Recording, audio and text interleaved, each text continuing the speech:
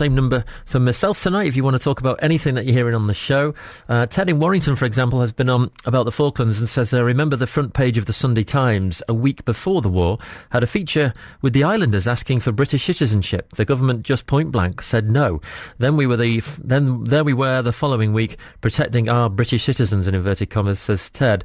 Nothing was done until Argentina actually got involved, reckons Ted, with a good memory there for headlines at the time. 01517099333. Let's continue our conversation about this just now, because we've heard lots today on the radio about the 30th anniversary of the Falklands conflict. We've heard them here on BBC Radio Merseyside from veterans, many saying how hard the anniversary is for them. Former soldier Rob Paxman from Southport is the founder of the charity Talking2minds, which helps those with post-traumatic stress disorder. And he can join me now. Hi there, Rob. Good evening. Thanks a lot for coming on the show. I mean, how's this been for you today? Because I know you've suffered nightmares and flashbacks, haven't you?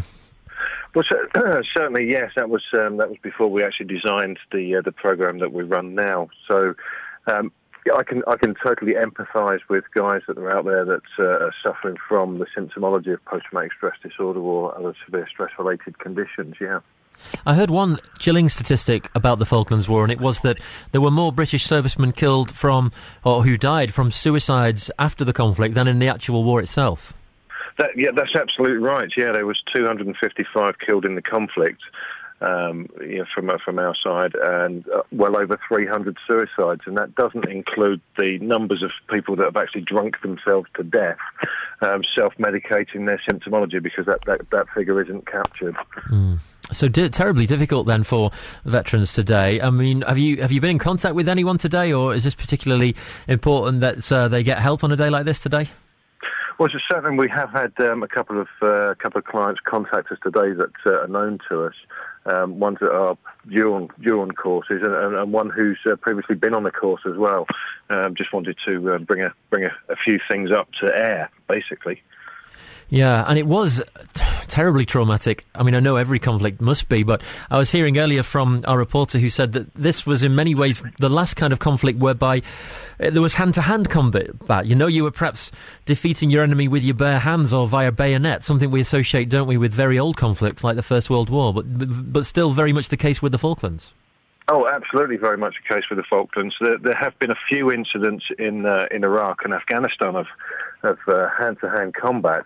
But very much the Falklands, that was the type of conflict that was going on at the time. So, really quite shocking actually being up against your enemy hand to hand. Yeah, and tell us a bit about, we hear a lot about this post-traumatic stress disorder. Just give us an idea of how tough it is for people. Well, certainly, if you're suffering from nightmares of obviously of a night time, and then the nightmares creep into the daytime as well, so you're having these very vivid flashbacks. It can destroy the life of the sufferer as well as the family members, and it has a severe impact on society as well. If we look at the number of prison and probation veterans in prison and probation, we're looking at about 11%. We need to be looking at the reasons and wherefore, why they're actually in custody in the first place, and it's going to be self-harm, harming others, self-medication, drink and drugs related. So the widespread effect of the unseen horrors of war, it reaches far out into our society. We need to be doing more to address it. We're not very good then as a nation state at looking after our veterans when they come back from a conflict like this, then, are we? Well, certainly the way that the medical model has approached post-traumatic stress disorder and other severe stress-related conditions, it's very much a trauma-focused approach. Now, if you're asking somebody to relive a trauma, all that does is go to re-traumatise that person. So, as a charity, we've taken a completely different approach, and hence we're getting completely different results to the containment model, which is the medical model. So we look at everything that's not the problem to find the solution to the problem. Interesting. Okay, thanks a lot, Rob, for joining us. It's a really important issue that you raised, so appreciate your time tonight. Is there anywhere, if people are listening and maybe they're looking for help or they're looking for a number or a website, is there anything you've got for us? Absolutely. It's Talking2minds, and that's talking with a number 2 at .co.uk.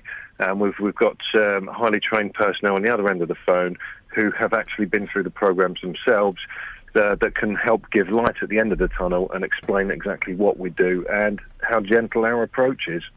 Okay, Rob, thanks for your time. Speak soon. Thank Cheers. you very much. Goodbye.